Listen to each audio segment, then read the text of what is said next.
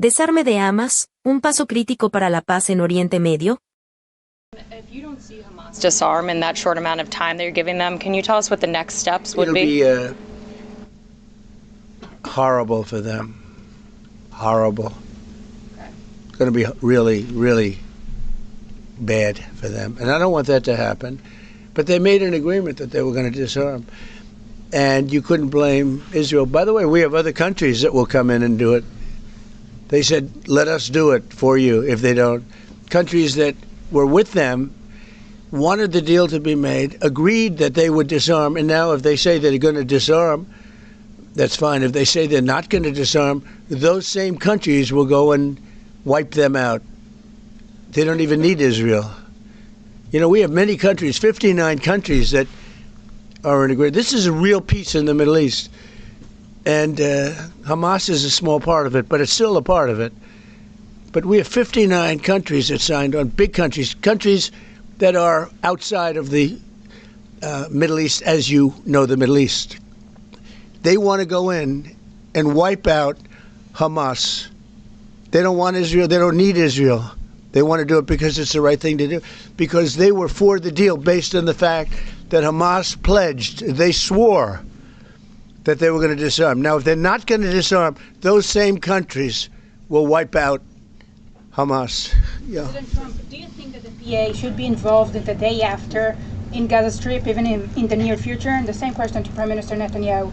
Do you see a real opportunity that the PA will be in Gaza? Go ahead, Mimi. I think President Trump put clearly the conditions of reform that he wants to see in the PA for them to be involved. And I think he put it very clearly what he wants to see, the kind of real reforms, not just perfunctory reforms, but real reforms. Stop pay to slay, change the curriculum in your textbooks, open up a different society and a different future. If they do it, well, let them. I think it was clear. He put pretty clear. He put guidelines that were, by the way, in the Trump plan of 2020. And they were put then in the 20 points. And it's up to them.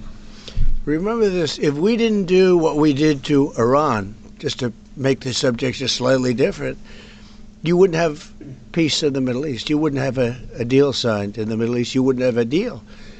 Because other Arab nations, which are great people, I know them very well, I know them, they're great people, they wouldn't be able to have agreed to peace in the Middle East because you would have had a dark cloud hanging over everything. It wouldn't have been possible.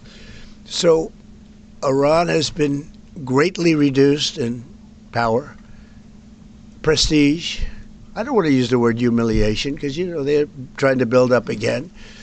But we can't let them build up because if they build up, there can't be peace in the Middle East. It was a mistake. When they wiped out Iraq and Iran were about the same power. And they fought each other with different names for 1,000 years. And then our country came out and blew up one of those two countries, namely Iraq. And all of a sudden, Iran had the whole Middle East all to itself. But that's not true anymore. That's not true anymore. Este sitio puede ayudarte a mejorar tu comprensión de lectura y escucha en inglés. USA Inteligencia Artificial para dividir las oraciones en partes fáciles de entender. Con el reproductor puedes ajustar la velocidad, pausar o retroceder para entender cada frase. Ofrece traducción a 20 idiomas, lo que facilita mucho el aprendizaje. Solo escribe inglés.com en tu navegador y pruébalo ya.